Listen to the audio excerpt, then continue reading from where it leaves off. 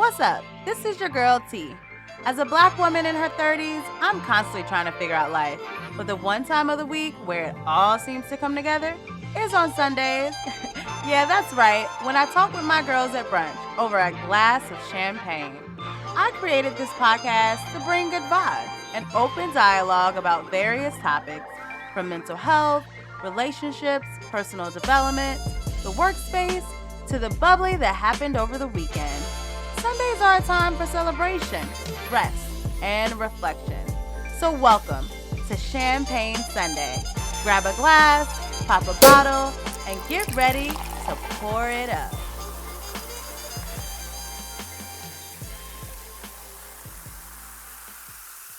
Champagne Sunday is pleased to provide you with social media content for your personal education and informational purposes. Reliance on any information provided by Champagne Sunday or by any person or professional appearing on this podcast is solely at your own risk. Hey, welcome to Champagne Sunday. It's your girl T, and welcome back to another Sunday. I hope that you've been resting, relaxing, and reflecting. But today is a special Sunday because I have a guest. Hey. Yes. Hey. Introduce yourself, guest. Hello, world. I'm Gerron. How are you? I'm well. So Gerron and I have been friends for maybe I did the math. It's been a minute. It's like 2000. It's been 15 years? 15 years.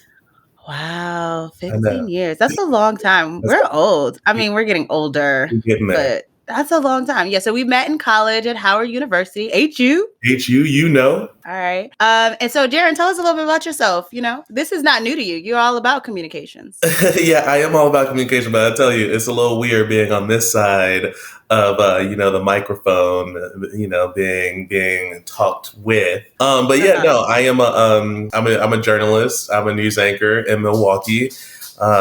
Wisconsin. So, I anchor the morning news every Monday through Friday. Shameless plug, 4:30 to 7 a.m. WISN. Okay, let them know. And then you have a new opportunity now. So you're going to be on TV a little bit more? Yeah, sort of. Yeah. So, I was just named the co-host of our weekly political public affairs show. So basically, this is like a half-hour show that airs on Sunday mornings. And we just basically talk about some of the biggest issues that are happening all across Wisconsin. It's a lot of politics, but a little bit of public affairs conversations too. So that's what I'm really excited about because I'm kind of passionate about some public affairs type storytelling. I like issues of like... Nice. Mass incarceration, looking at issues like that in our communities and looking at some of the issues that really affect Black and Brown communities. So now I have an opportunity to talk about those on our new show. So I'm excited about that. That's awesome. Congratulations. Thank you. That's really awesome. And I mean, I guess that was last year you interviewed Kamala Harris. So this is kind of like all in sync. I like that. Right. So Yep. Yeah. Yep. The HE connection was real. Okay. See, it pays to go to the real. Yeah, it's you. The real one. The real one. So today we're going to do a bubbly. And we're going to, actually first, let me tell, what are you drinking on? So I'm drinking on a little Pacific Rim sweet Riesling here. Okay, I love a Riesling. Yeah, this was a nice little. But it's sweet though? Yeah, that's what it says. So what's the percentage? Let's see. We do 12 and up. We do 12 and up. Let's see. This is I need to get something stronger. Tell me, it better be 11.5. What is it? This is pretty weak, actually. I'm embarrassed to say it. You better say it. It's 7.5. Oh my goodness! I needed the thing. I wish I had my. I wish I had my. My laugh track set up. Yes, I wish I had. I don't even have it plugged up right now, but I need to go. Some sound effect. Boo! Wait, do I need to get something stronger? I mean, sip on it. Let's see where it takes you. Okay, all right. We'll see. Well, go ahead and pour it up so we can, do our cheers, toast it up before we get into it. This episode, we're, of course, 15 years of friendship. We're going to be talking about navigating friendships at adulthood. What does that look like? Ooh. And so we're going to pour it up. And Gerron, you're going to lead us in a cheers. I think this should be our bubbly. You got a cheer? I do have a cheers. Okay. Is it about friendship? It is. Ready? Okay. All right. Perfect. Let's go. All right. There are many ships that sail the sea, but the best ships are friendships, and may they always be. Okay, I like that. Cheers. Sip on that. That was a little poetic. I wasn't expecting that. I thought you was gonna say something ratchet. Up with it, down with it. Yeah, I thought you was gonna say it, but I like that too. Or have you seen the new one where it was like never below us, always behind? You seen the people do that on TikTok and Instagram? It's like they take the glass and they say never below us, never above us. You never seen that? I don't know. It's not ringing a bell. Okay. Well, it's all right. Well, anyways, so let's get into it about friendships. So we've been friends for 15 years, which is kind of crazy because I feel like when I left Howard, that I remember having a conversation with a friend who actually has passed away now, with Trey. And I remember being on the couch and I was like, I don't know what our friendships are going to be like now, because as when you're in school, or like when you're even in grade school, you see your friends every day.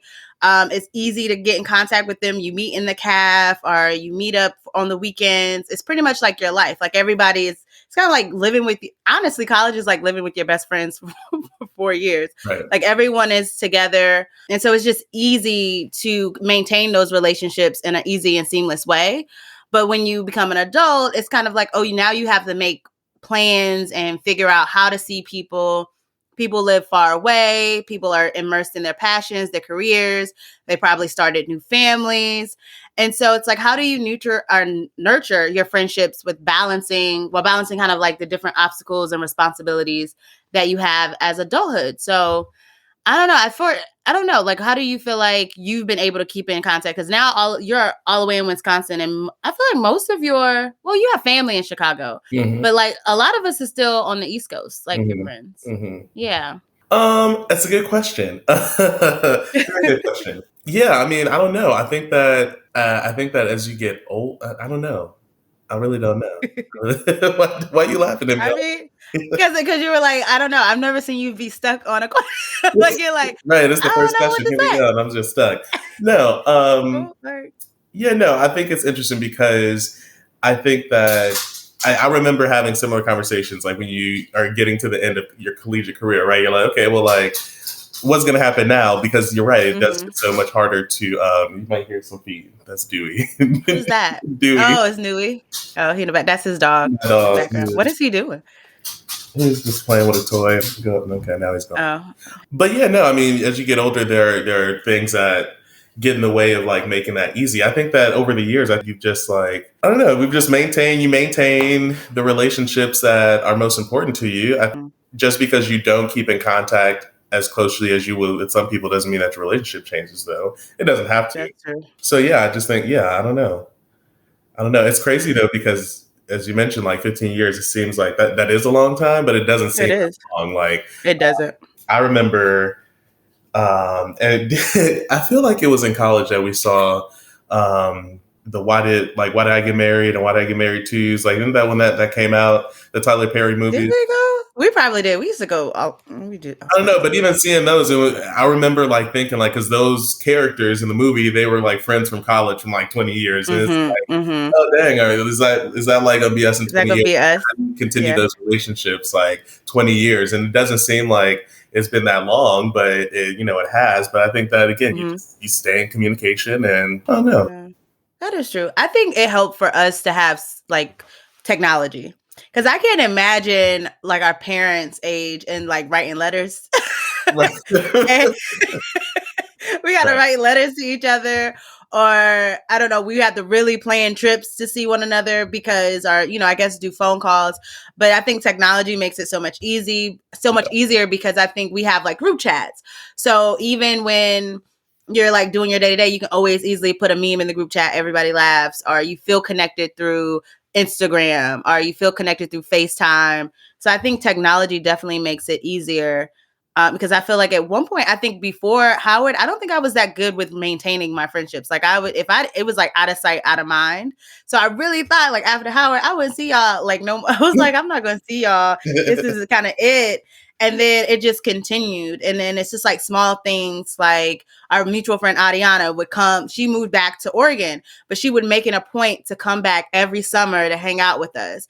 And then sometimes you'd be like, oh, I'm going to come during this week. Like we would kind of coordinate weeks where we can all kind of be in the city together. And so it is definitely an effort that has to take place, but I never feel like it's hard. I feel like sometimes I'm like, oh, I want to talk to you all. Like I miss you. Like we need to hang out. Mm-hmm. So maybe that's also finding a group of friends that you enjoy being around, so it doesn't feel like a task to have to reach out to them or to like schedule different things. Right. You want to see your friends. Right. Yeah. Right.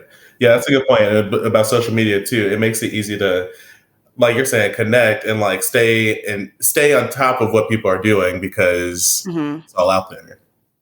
Yeah. But then again, too, you have people who just like, you just grow apart. Yeah. Like you don't, I don't know what happens. I think sometimes people just grow and go into different directions. And so I think the friendships may start to fizzle out a little bit. And that's real.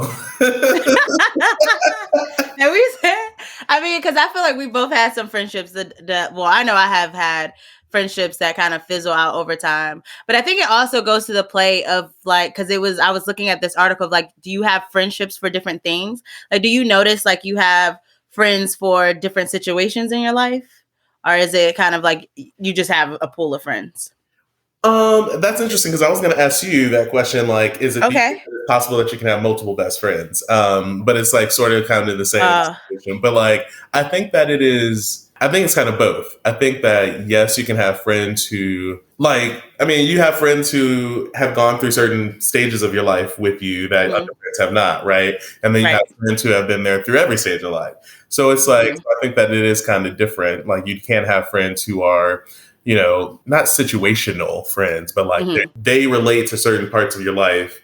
You know what I'm saying? Does that make sense? I kind of do. I think you have certain people in your life that can, like, if you're going through a situation or going through experience, there's certain people in your life who can understand that because they have like the whole story. Like they've been with you. That's what I imagine what you're saying. Like they've been with you maybe since like elementary or high school. So like they can really understand maybe this part of your story more so than somebody else. But I definitely think that I could definitely say in high school, I did have like situational friendships, but now I think I probably still do in a sense. Like I do have friends, like I have a lot of mutual friends in groups. Yeah. So when I say situations, it's like I have a friend that, oh, it's time to go to brunch. Let's go to brunch. But like if I'm really going through an issue, I might not call that friend to like talk about my issue, but I'll call that friend to go hang out on the weekend. Right. So, but I don't think that's a bad thing. Well, no, it's not a bad thing either. It's just that there are friends who, right. And that's what, I mean, I gave a bad example, I think. Like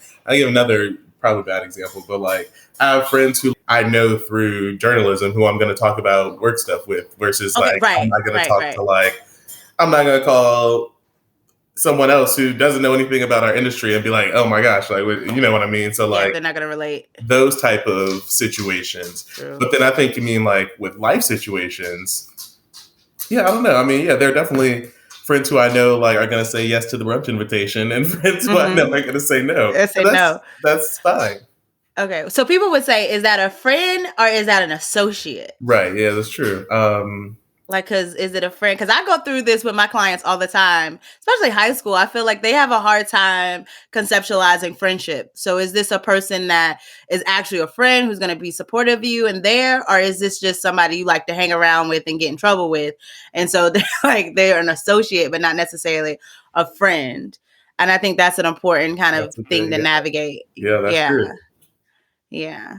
So I could tell you what I think you want me to tell you what I think the difference is, or you want to chime in there? Yeah, no, you go ahead. Okay. So I feel like, let me think about it a little bit. All right. So again, I think I kind of said it, like an associate is someone who maybe you're a mutual friend with, right? Because I think sometimes in our circle that we meet friends through friends. I might start hanging out with one of your friends, but they're not necessarily my friend. Right. They may just be kind of like an associate. So I might, if I'm having a party or something, I might add them on the invitation. But again, I'm not calling them up to be like, hey, what you doing today? Or without even, just me connecting with them individually. So I feel like an associate is just someone that you might have like you're cordial, you probably respect each other, and you have some type of connection, whether it's a mutual friend, whether it's a hobby that you do. I think even sometimes people who have hobbies on the weekend, like say you like to go hiking, you might have your hiking group of friends, but don't mean you're going to call your hiking friends when you're really going through it or you having a work situation. You might just hit them up like, oh yeah, Saturday, you going to this, like you said, like if it's something related to our hobby, I might call you to like talk to you about this, but I'm not talking to you about my personal issues in life. Maybe that might go that route, but it's also okay to have sectional people like, that's just my hiking buddy. Like we hike, so. Yeah, no, I You know, agree. I yeah. agree then, yeah. And maybe you're right. I mean, when you break it down like that, it makes it sound like those sectional relationships are more associates and Mm-hmm. that can grow into friendship. Right. Yeah, I think so. I think when you think about section, I think about work too. Hmm. Because I feel like I feel like you develop work friendships really well. Hmm. But I don't know if it's because people at your job is more around your age or like y'all have more things in common. But I feel like work, I like to separate it. Like also people at work are older. Like they're maybe, well, they're not that much older. Maybe like, I just feel like it's just not somebody I would hang out with. Yeah. Because I have hung out with people at work when I was in my early 20s because we were all in the same stage of life. We were all kind of at NIH doing a post-bac. We were all trying to figure out med school, grad school, all that stuff. So we were kind of in the same area. We like to do things. And at NIH, we were like the only Black kids. Like it was a small pool of us. So it was a Yeah. connection. But now I'm like, yeah, I don't need to like hang out with my coworkers. I don't really want to see them. And there was a friend who just was supposed to go to a brunch with his coworkers today. And I think they changed the time. They said originally it was at 1:15 and then they said it was 11:30. He was like, oh, I didn't get the group message. I thought it was 1:30. And the girl was like, or his coworker was like, never mind, just don't come. It's all right. Just like, forget about it. And I was like, oh, that's a little, Okay. that's a little like, is this was work? Are y'all friends? Like, Right. why was it that much animosity? And he was like, I think she mad at me. And I was like, mad. And I was like, well, when was this planned? Because why would it be a mad thing? Like y'all are coworkers. And Right. if she changed the time, everybody is adults. Doesn't mean that I could come at 1:15. Doesn't mean I can come at like 11:30. Right. So I think it's weird. Like people blur those lines, I guess. Yeah. I don't know, with their coworkers. Yeah, no, I definitely know that there are people who draw that line between work and friends and personal life, and I think that's important that you should do that to some extent. You should definitely have boundaries. I think that in my work relationships, I think that I've been fortunate in my past couple of stations to be in like-minded, I guess, like life circumstances, like you were saying with you at my age, where like my co-anchors have been similar age, we're in the same like stage of life trying to do that sort of thing. It's not to say that everyone's like that, because like then I have producers who are a little older who like I'm not going to be that close with, and or even just like I think that it all just depends. But yeah, no, I think that you do have to have boundaries. I think that is important. But I think that sometimes it works out. I'm glad that it does work out. Like now, my co-anchor is like one of my closest friends, even here in Milwaukee. So like, that's like, and I think that helps at work too. Wait, one of your closest friends is what? I said my co-anchor is one of my closest friends here in Milwaukee. So okay. like, like we don't have that relationship where it's like work and life completely separate, but it's also because we're in very similar, circumstances, and life stages, and we just really relate well outside of work too. So we have a really good relationship. That's good. Have you ever had to set, because you mentioned setting boundaries, right? How do you set boundaries with your coworkers? Like, have you had an experience where you had to set a boundary with a coworker? Like, when you say set a boundary, what do you mean? Just be like, I don't know. Okay, I mean, setting boundaries, like saying no or saying like, no, I'm not going to do X, Y, Z. It doesn't have to be like sexual harassment or anything like that, but just the fact that you're saying like, no, you're my coworker, you're not invited to this. Or no, you can't, just setting a blocker, kind of trying to make sure that it stays separated. Yeah. Yes, definitely, Okay. for sure. Okay. How did Um, that go? I mean, I think that it's in a way, I think it's fine. I mean, I think it's not a hard thing to do at all. Okay, was it? Some people might find it hard to set Oh boundaries with a no, coworker. no, no, No. no. Okay, so it was just a conversation. I mean, how did I don't know. I'm trying to like figure out was it something that happened, or it was just you just set a boundary. That's what. No, I think that it's like not even a conversation I had, just like a mental boundary. Like just like Oh, I don't know. Maybe I'm not. Maybe I'm not understanding the question. Maybe well, I try think to that's good too because there are different boundaries, right? yeah, So when you're saying there wasn't a conversation had, sometimes you don't even have to go towards the conversation because it's the way I act around you. That could even be a boundary. So when I'm at work, I I act or I'm a certain way or behave a certain way, that sets a boundary in itself. So people know that they can't do X, Y, and Z. So for instance, like I've been in think about when I used to work in the schools, there was some coworkers who were very lax. Like they would be kind of chilling in each other's office. They would be kind of talking about personal issues. They may be joking around with coworkers a lot. So I feel like that kind of takes away a layer, right? Like if I can joke around with you, I'm chilling with you, I may think I can do certain things or have this relationship with you because right, that boundary is no longer there. So that's what I'm saying. It doesn't have to necessarily be a conversation, but how do you set boundaries to yeah. separate that from? That's a great example because I feel like that's the way that I operate. Like I don't necessarily have Okay. to have like a conversation, but like I just feel like there's like kind of a decorum in place, and like Hmm. if I'm cordial with you or I'm like there's not going to be situations where you're gonna like I don't know. I think that like yeah. Okay. All right. I didn't say anything. I'm just hold on. I gotta think. Because it's a good question. Come on, Um, relax. Take a sip of wine. Come on, Darren. Take a sip of wine. Relax. Your shoulders is up to your ears. Come on. Relax. Relax. It's a podcast. And probably only 3 people listening anyway. It's okay. It's not that serious. Hopefully one day people will look back and maybe more people will listen to my podcast. But we're in the beginning stages. It's a fun time. It's relaxed. hold on. I'm trying to think. It's cool. Boundaries in Setting. the workplace. Like I'll give you an example. For instance, your page. Okay, we can talk about this. Your page, right, on Instagram. I think your page Oh, appropriate. Yeah, your Instagram page is appropriate. But there are also some things that's like, oh, like I think you're yourself. You're you, right? It's not completely like professional work. You'll like do memes and you'll do different things. So like people where everybody at work can follow you on your Instagram page. mm-hmm. Okay. So do you have some things that you're like, I wouldn't put this on my Instagram page? Yeah, yeah. I'm just Okay. like mindful of what I post because yeah, like my pages are open. So yeah, there are certain Hmm. things I'm not gonna put on there. Okay. So what's something that you wouldn't put on there? So I didn't put a lot of our homecoming festivities on there. Okay.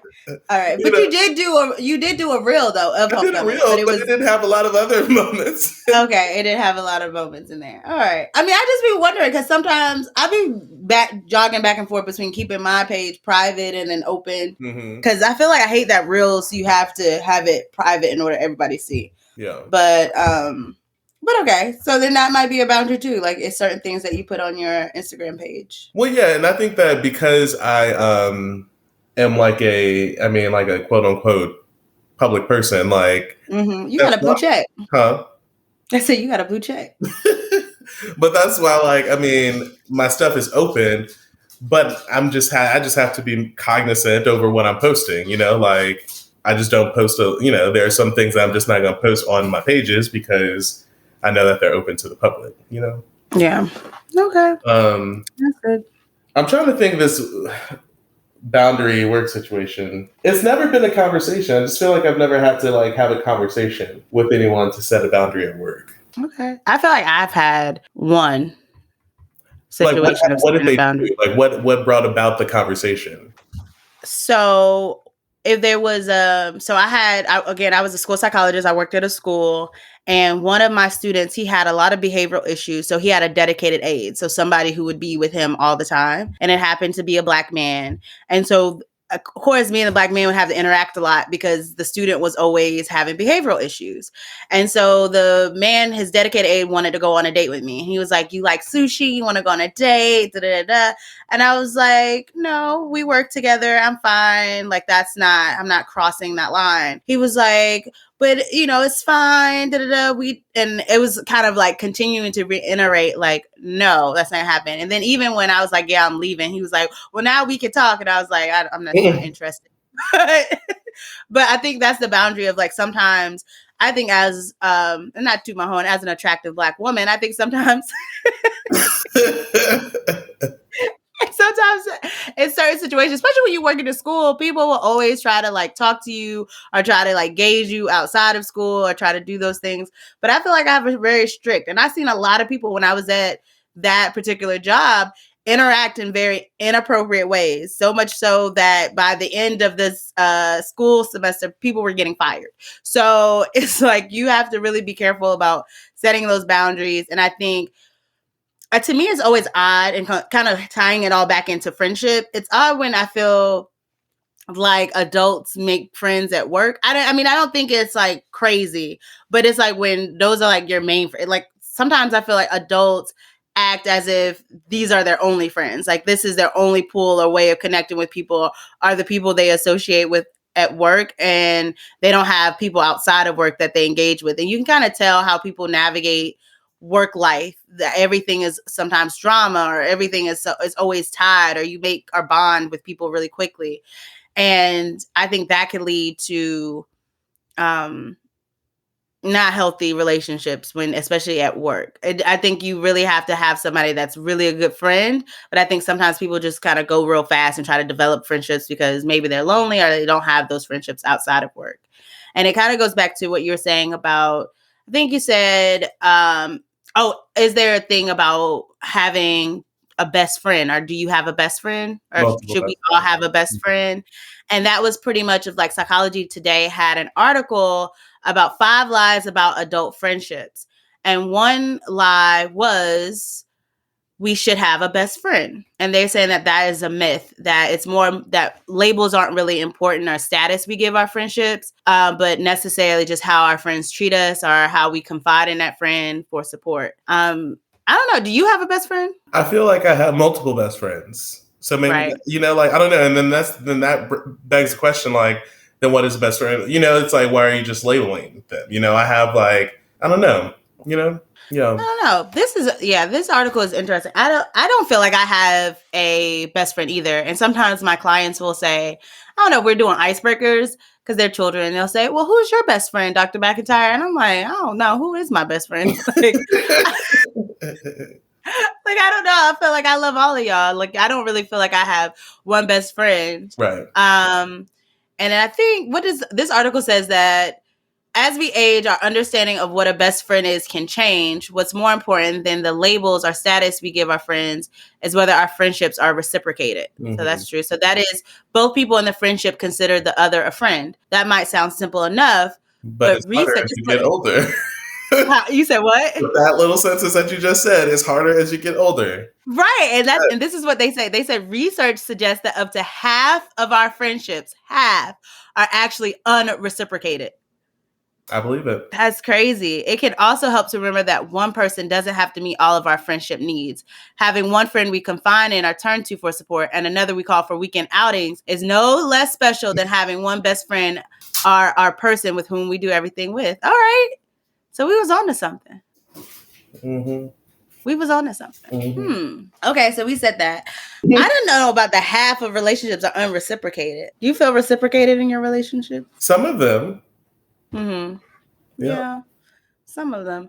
I think what I had to realize is that everybody's not going to do the same things that you do. Like, they're not going to be a friend the same way that I'm a friend. So, and I guess it kind of goes back into love languages, because love languages can be used for friendship too. So the way that I feel like I'm showing up as a good friend may not be the same way someone else may think, or my friend may think that they're showing up as a good friend. Mm-hmm. So that can sometimes be a thing, like, oh, you're not reciprocating. But I think it's not necessarily they're not reciprocating. They just may be doing it in a different way that I don't notice. Or that's just not my love language, so it doesn't connect the same. Mm-hmm. I can buy that. I can buy that as well. But then I think that you can also tell when someone is not reciprocating anything. How can you tell? I mean, if you're always giving, Mm-hmm. I don't know. I don't even think it has to be necessarily anything as like tangible as like giving. But I think that I don't know. I feel like you can just tell when you're not getting anything in return from something. Like you can't be exhausted by a friendship of yours. Like, I feel like that is like maybe one of the prime examples. Like if you're exhausted by a friendship of yours, then I think that that's not maybe a reciprocal friendship because you shouldn't be exhausted. Like, oh, that's a good tell. Okay. yeah, you're trying to invest in. I think that goes in with just like relationship. I can't talk about relationships, so I don't know, but no, you can though. You can always talk about relationships. I think you can. but no, you don't have to be in a. That's also, I think, a myth. You don't have to be in a relationship to talk about relationships. Fuck married people and people in relationships who say you have to be in a relationship in order to talk about it. No, I've had a lot of failed relationships, so I can talk about that shit because I know what I did wrong and I know what the person did wrong. I can talk about it. But yeah, with any relationship that you have, I feel like it could be a relationship with a family member, a friendship, like whatever. I feel like if you're exhausted by it, then I don't know. I feel like that's not a good sign, obviously. I like that because that goes into like pouring in and pouring out. Mm-hmm. So if you feel like you're always pouring out or pouring onto a friend and they're never pouring into you, then that would lead to like being exhausted or tired or feeling like the relationship is just too much. Like a burden. A burden. Yeah. Yeah. And it shouldn't feel draining. Right. Okay. Here's another myth, which I think is good. Okay. We should hold on to childhood friends. Stability isn't a... Wait, they say that that's a myth? Yeah. So people believe that they should hold on to their childhood friends. Okay. You disagree? I think that it's okay to let go of childhood friends. Okay. Right. Yeah. That's what they're saying too. They're saying the myth is that people think they have to hold on to their friends, their childhood friends, no matter what. But you're right. Like you're saying, you can let them go. Are you going to continue reading? Is there? Yeah. I'm gonna go ahead. Okay. So I didn't know if you had any thoughts on that, but I'm. Okay. Yeah. So stability is an important marker of a healthy friendship. While it can be tough to maintain our friendships, especially when we are in different life stages, so much good can come from having long-term friendships. That said, people change. And along with that, so do our friendships. Holding on to a friendship that no longer serves us because we are afraid of letting go isn't in our best interests. As we age, it's normal that we whittle down our group of friends to those we value the most, which can include childhood companions or more recent friendships. The friendships we develop as adults can be every bit as close and fulfilling as the friendships formed when we were younger. So my question or comment or concern would be then, because I feel like what is letting go of a friendship? Because just because like a childhood friend, who you've known since whatever, just because y'all don't talk anymore, what does letting go mean? Like, does letting go have to be like a negative connotation of like something ending in a bad way, or does it does anything even have to be said when you let go of a friendship in that way? I think it depends on the person. I think a healthy way is kind of like what you were saying earlier. If you feel that you're exhausted by the relationship, right? So you have a childhood friend and you've grown very differently. You may be on a different path than this friend and it's obvious and it sometimes feels exhausting having to remain in this friendship with this person. Then you can have a conversation with this friend about how you feel. And I always suggest. Okay, that's why I was a little different. This is the act. Yeah, this is an active friendship. So what you were thinking that they are just y'all just have like lost touch and contact over years. Well, I think that happens too. I think sometimes people. So I feel like sometimes there's parties where there's one person who's like, this not working. And the other person is like, I still like you. You're my friend. And the other person has to communicate like, this is not working. And then there are friendships where both parties just kind of disperse and go on their separate ways. And it's not necessarily any animosity. I think I have some friendships like that from high school. I don't have a lot of childhood friends, to be honest. All of my friends and close friends came from Howard. So my childhood, and I don't think I have any friends from elementary school. high school, middle school, kind of like not friendships, people I see. High school, I think I have a lot of friends, kind of, we just go our separate ways, but we may come back together maybe for birthdays sometimes, or if somebody take a trip, we may get together. But even then, I've noticed that sometimes our alignment isn't the same in like taking trips and things of that nature. That sometimes I have a good, so for instance, like my high school friend that I might engage with, I'm really close with, well, not really close, but I can be close with her enough to take a trip and we can have a good time. But sometimes the friends that she's hanging around with, I may not be as close with them. And so I may not want to hang out with them on a trip. I may not want to go on an extended trip with them. Maybe if it was a Saturday night thing, yeah, but maybe not like a whole 4 or 5 day vacation out of the country. I don't think I really want to go. Right. So I think in that sense, you start to, what you were saying, like, how do you just separate? I think you just start to set boundaries. Maybe you start to say no more, or maybe maybe you only hang out at certain things. Maybe I'll go support you here, but not on a 5-day trip with you and your other friends. So I think it can look different as what letting go of childhood friends look like. Mm-hmm. But I think the unhealthy thing what the article is saying is when people stay in the relationship and feel like it has to be, you're my bestie and we ride together and we do all of this together. It doesn't necessarily have to be that. You can totally let go of the relationship, or you can just choose how you want to show up in that relationship in certain ways. Yeah, I agree with that. Yeah. Do you have childhood friends like from elementary school? So I have one friend who I've known for 32 years. So that's like, and it's like, wow. That's DJ. You've met DJ. Oh, yes. Okay. And that's like, I mean, he's a little more like a brother to me in that sense. Our mothers were best friends before we were born. So we've grown up together our entire life, and we're still very actively friends. And then I have 2 friends from 6th grade who I still talk to. And one person who I do consider one of my best friends, I've talked to since 6th grade too, who I still talk to today. But actually, we've recently not talked. And it's a good example of like, maybe we're going our separate ways at this point. I don't know. But okay. Well, I mean, like, how often do you talk? Like, is this, because sometimes people just won't talk and then they'll talk and it's like, so no time has this passed. is a specific example when, I mean, like, apparently we got into it last summer, but like, I mean, I don't know over what. So I'm still trying to figure out over what, but I'm also like, as I've exhausted my efforts and trying to figure out what's wrong and like what I did and like how to recover things or whatever, like that's not being reciprocated. So like I'm starting to give less cares about needing to maintain it. Yeah. That's healthy for you. Yeah.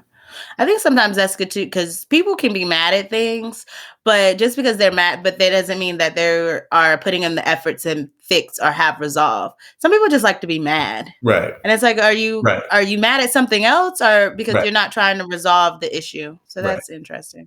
Yeah. So I've gotten to a point where, I'm just like, okay, well. Yeah. Again, your key point, the warning sign is feeling exhausted. Yeah. If you feel exhausted, then it's time to let go, I guess. And let God. Let God.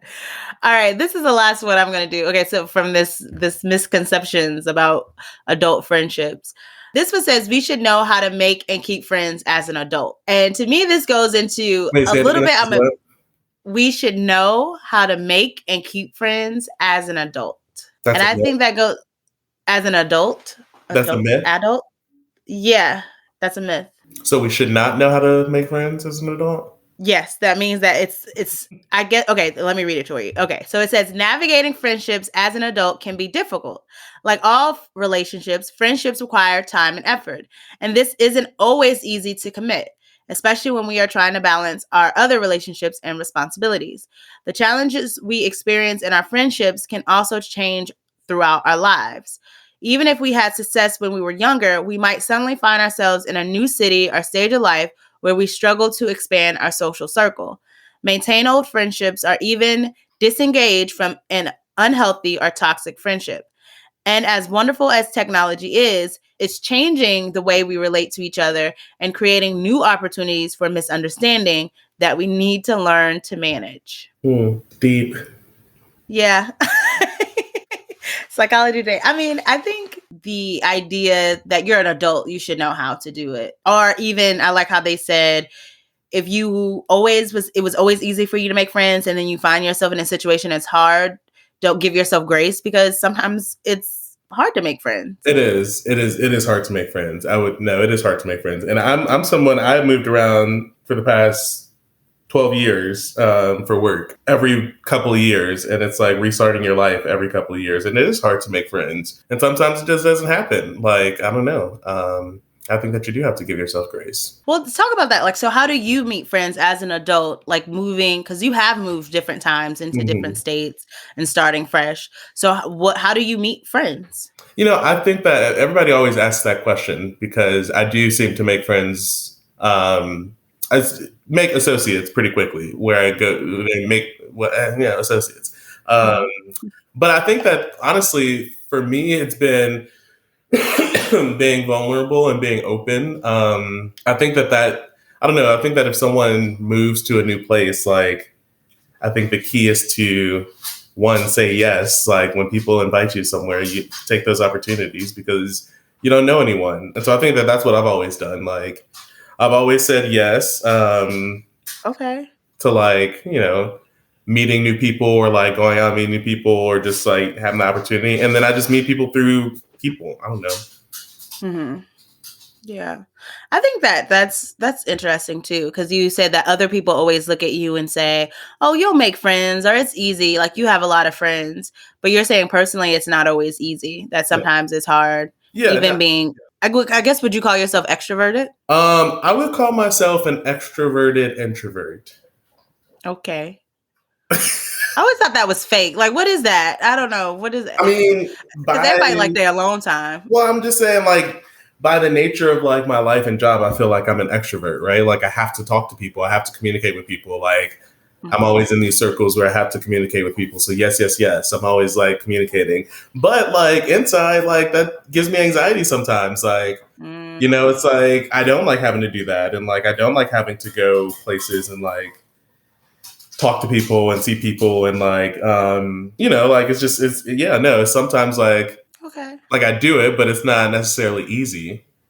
Yeah, that's but I think that sometimes, like I said, when you're vulnerable and you just like allow yourself to be open like that, then it does sometimes result in good things. Friendships. Yeah, it's always good to be vulnerable, even though it's hard. Mm-hmm. But yeah, sometimes, like you said, you have anxiety inside, but people can't really see that. So they're just thinking like, oh, Gerron is bopping around and he's meeting all these new people and he's having a good time and he's very friendly. When inside you could be like in the car before you talk to anybody, you could be like kind of cringing, like, oh, I got to do this right now. Yeah. Absolutely.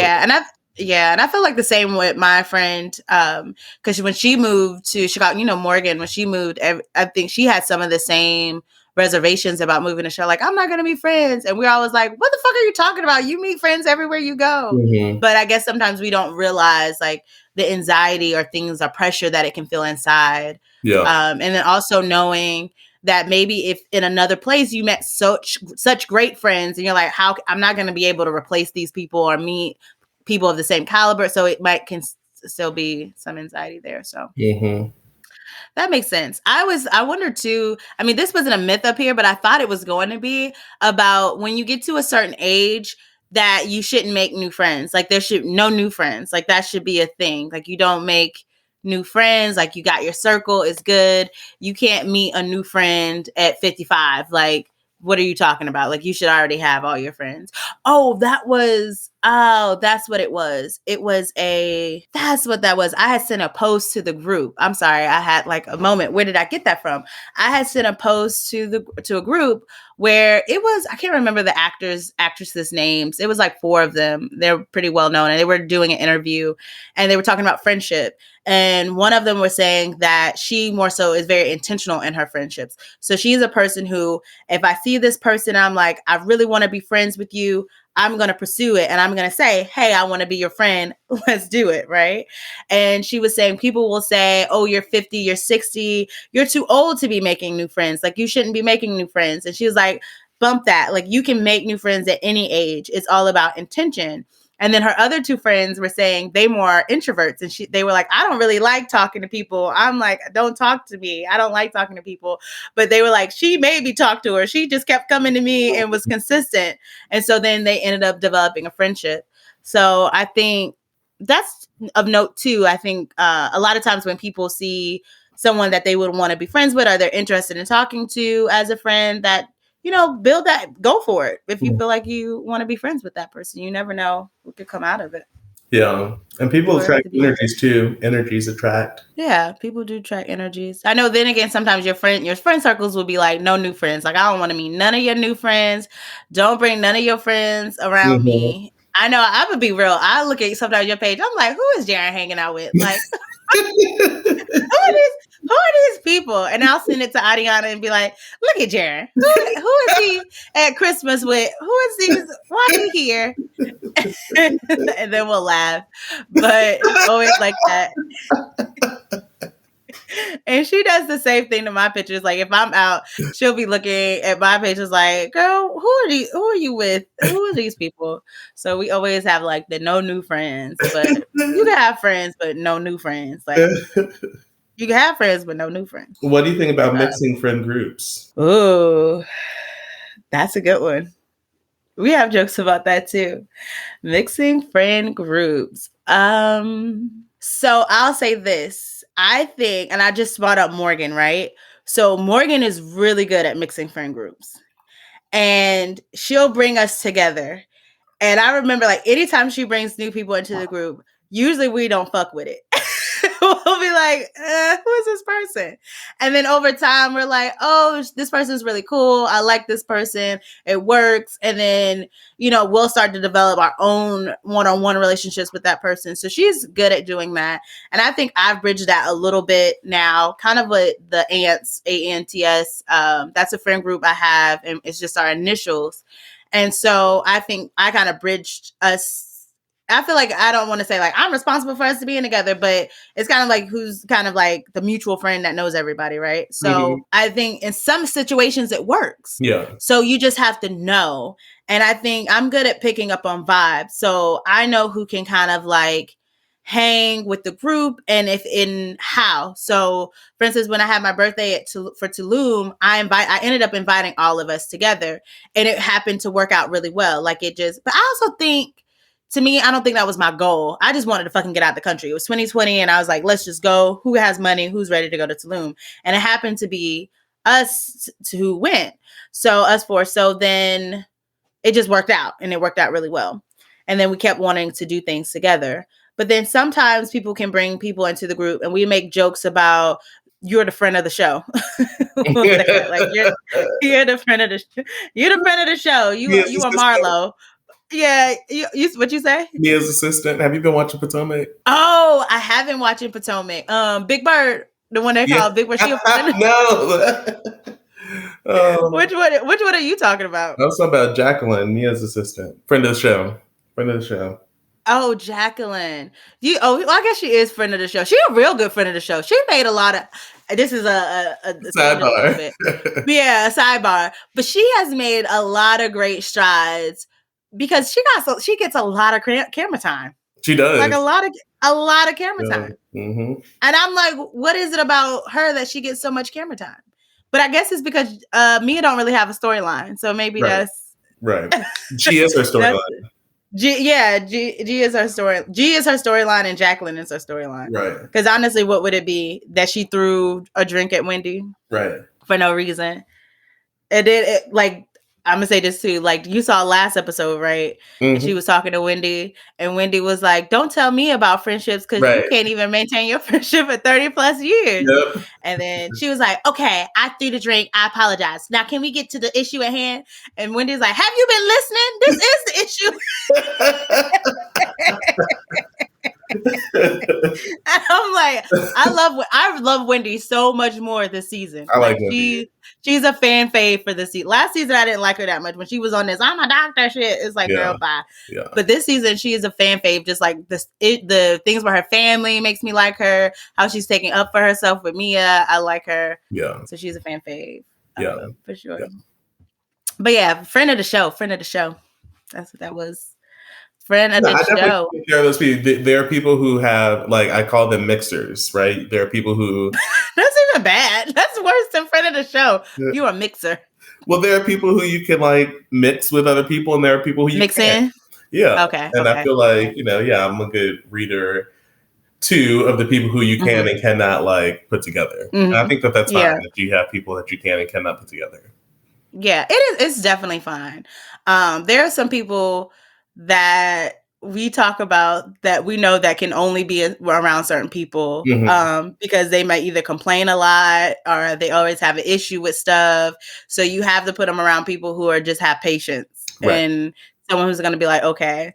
But it's also interesting too because I told my friend she was trying to bring in another person into the group, and I told her, in order to bring this person into the group, we have to have a big group outing. It can't just be something small at the house or something like a brunch. It has to be where there's so many of us that nobody really noticed the shit that she's doing, right? And so, and it actually worked. So it was like a big group of us, and we was like doing bar crawling. I don't know what we were doing. I think it was bar crawling, and it worked so much to the point where my friend is always asks about her and be like, "She's so nice. She's so nice."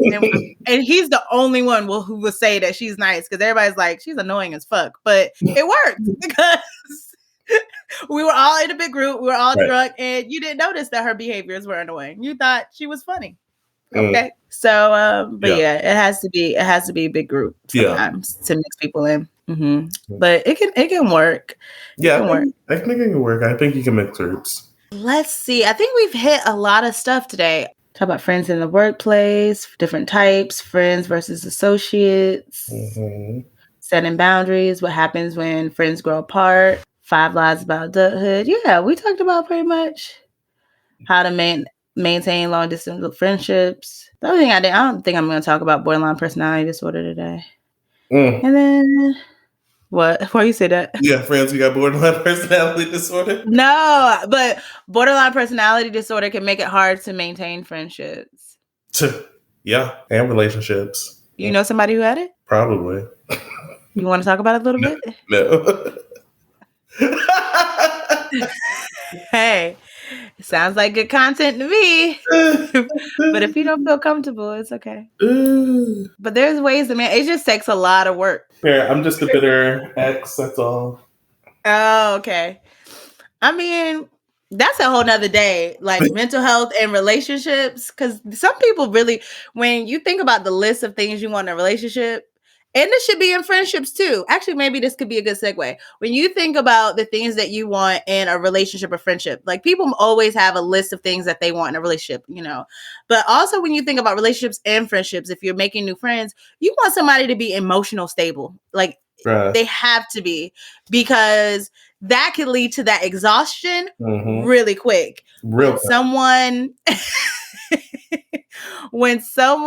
is just not mentally stable or emotionally stable. Now, I was thinking about borderline personality disorder because it automatically, some of the symptoms are related to issues that impact friendships or being able to maintain friendships. So that person may not have self-regulation or control when it comes to their anger. They may have inappropriate or intense uncontrolled anger. They may have mood swings with periods of like intense depression, irritability, or anxiety that just kind of lasts a few hours to a few days. They may have impulsiveness. Sometimes they may have suicidal threats or self-injurious behavior. They may have unstable, intense personal relationships with kind of like these extreme black and white views of people and experiences. There's no gray areas. They may have some difficulties with their self-image, their self-esteem, and just their goals. And they also have like frantic efforts to avoid abandonment. So they really want to stay attached, but they're not doing anything to kind of cultivate or nurture that attachment, right? And so that's usually naps. You say what? Snaps. Snap. The head. That's it. Ooh. And then that's like borderline personality disorder. So those are some of the things that you may see.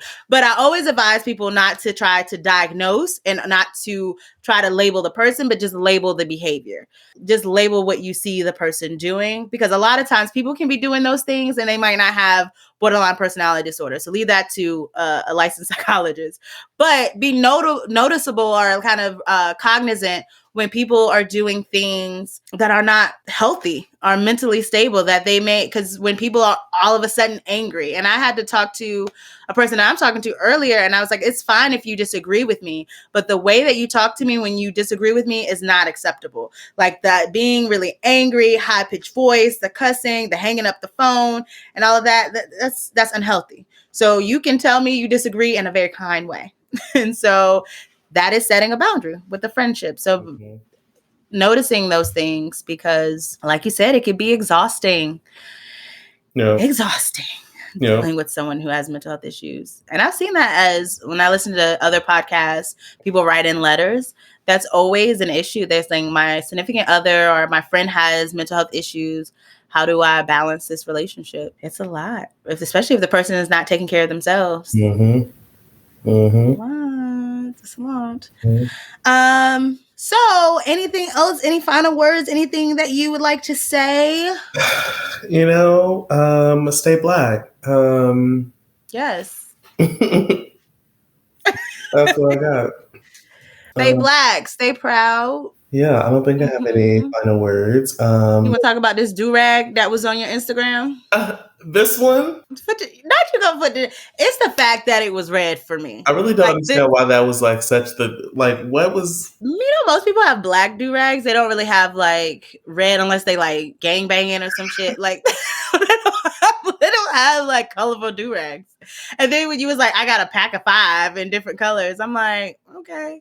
I did. But it was also you on like at work with your co-anchor. That's what you say. And y'all just doing a little TikTok. Hey. And your do-rag. Well, I don't understand why you didn't think people was good. That wasn't what you thought people was going to talk about? It was just like, oh my God, the do-rag, the do-rag, the do-rag, the do-rag. I'm like, oh my gosh. Like, okay. That's how I show up to work every day. Like, I don't take my do-rag off until like 10 minutes. It's also too because, Jerry, you don't even have waves. Bruh, I do. You do? Let me see. Yes. Oh, you do have some waves. Bruh, my hair is... Was it hard to find a barber in Wisconsin? I mean, sort of. I went to... This is a really random topic, but... There was a Great Clips. I live above a Great Clips. Like, there's a Great Clips on my first floor. And so I was like, oh, that's convenient, although not, like, preferred. But I was like, since it's so close, let me go ahead and give it a try. It was horrible. They fucked you up. Great. You know, Great Clips is always white people in there. No offense to nobody who's white, but y'all don't know how to cut black people. Not most of black people there. Most. So needless to say, I found someone else. Okay. But yeah, no.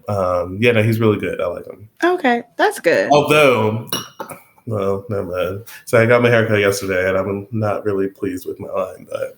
Oh, he did it? He did. Oh, what happened yesterday? I don't know. But yeah, this is pretty much it. So the way that we end the show is with a pour it up. So I usually ask my guests how are they planning to pour in themselves for the week going forward. If you have any tools, any strategies, any quotes that you're going to live by in order to pour unto yourself. This week we're going into, I want to make sure this is right. If I'm looking at the calendar, it kind of is. We're pretty much going into the last full week of January. January is pretty much over, you guys. It's done. And that went by really fast. So me pouring into myself, I'm going to continue to be consistent. I've been pretty good with my spending, with working out, with meal prepping. So I hope to go into next week doing the same thing and just using the tool of discipline and consistency for sure. It's been working so far. And I don't want to be one of those babies who, I just say baby as a word, but I just don't want to be one of the people who are like, I'm on it for January and then fall off from February. I want to keep it going at least till March or April. Like I want to at least see. And I think by April, it should definitely be like a habit in all things. So any thoughts about how you're going to pour into yourself, Gerron? I like the discipline tip. I have a lot going on and I'm really trying to schedule things more intently, and set like daily goals, like things that are attainable. Like I'm going to achieve this by today. Okay. To that. So I want to make sure I'm on top of that this week. I like that. Daily goals is good. I like that because it gives yourself a chance to celebrate like little accomplishments. Because Hmm. sometimes the long or short term goals or long time goals, it's kind of you have to wait and keep putting in the work. And so it's good to give yourself little celebratory moments along the way. Yeah. So I like that. That's good. All right. Well, that's been the episode of Champagne Sunday. Thank you so much, Gerron, for Oh my joining Thank you me. for having me. This was I so appreciate it. It's been long overdue. I'm glad that you came. yes. So, cheers to Champagne Sunday. Cheers. Maybe next time I'll be better. Oh, whatever.